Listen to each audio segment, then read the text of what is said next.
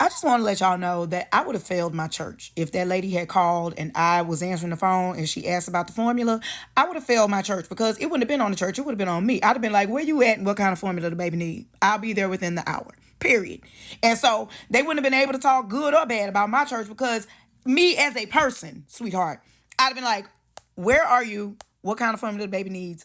I'll be there within the hour. And I get it. Everybody don't have it. Everybody don't have extra money right now to be helping anybody else. So I'm not saying if that wasn't your immediate response that you're a bad person. But at the same time, a lot of people in the church, because I hate that y'all are lumping all churches together, but whatever it is where it is. But a lot of people in the church are not in the church to be the church. They go to church because that's their social groups. That's how they find community. Some people like to get in a church to get leadership positions because that makes them feel like they have some power somewhere because they don't have power nowhere else in their house, in their job, or anything like that.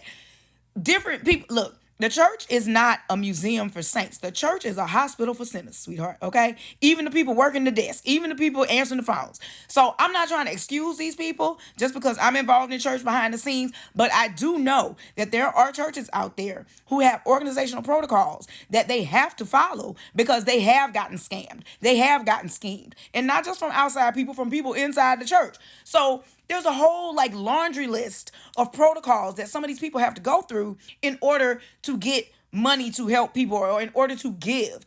So that I don't want to get into that conversation. The conversation I want to get into is why the hell the people who answer the phone aren't saying, where you at?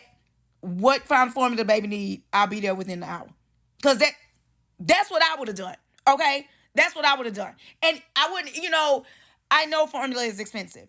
I would have bought a little can if I didn't have it for the big can. Because the girl said the baby hadn't eaten since the night before. Like, are you crazy? This is a starving child.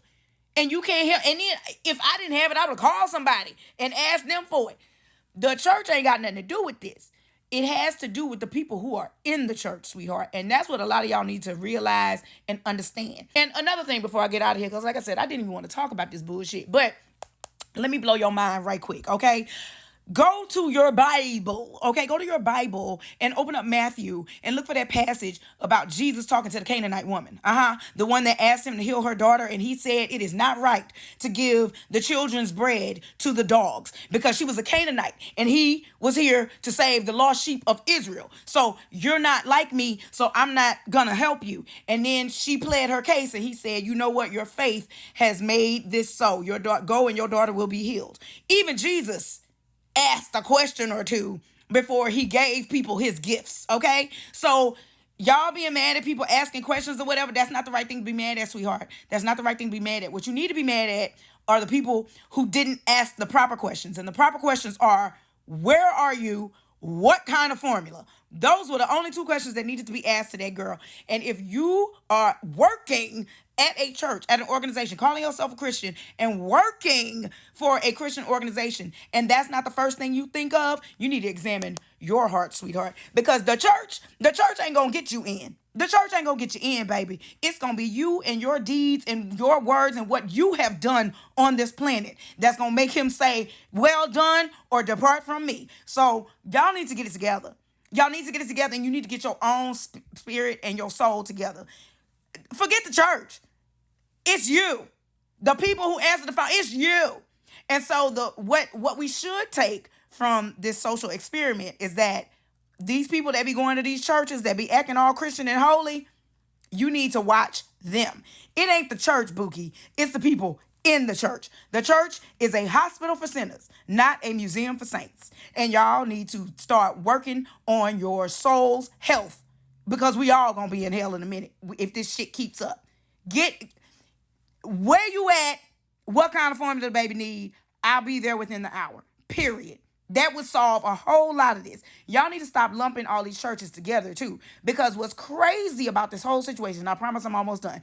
What's crazy about this whole situation is that the churches that really do the work are the ones that be struggling all the time. And the churches that don't do the work are the ones that have all the money. Sit with that for a second.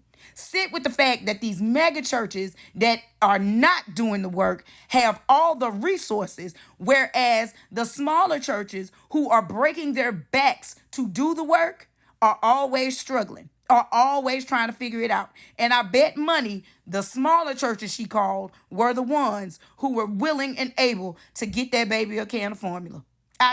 Y'all mad at the wrong things. You need to be mad at people and not the organizations, because again, I wouldn't have gone through the trouble of having to call the deacons or the trustees or whoever is over the food pantry ministry. All the girl, where you at? What kind of formula the baby need? I'll be there. Period. That's it. It's not the church's fault. It's the people in the church who don't know how God and how Christ moved.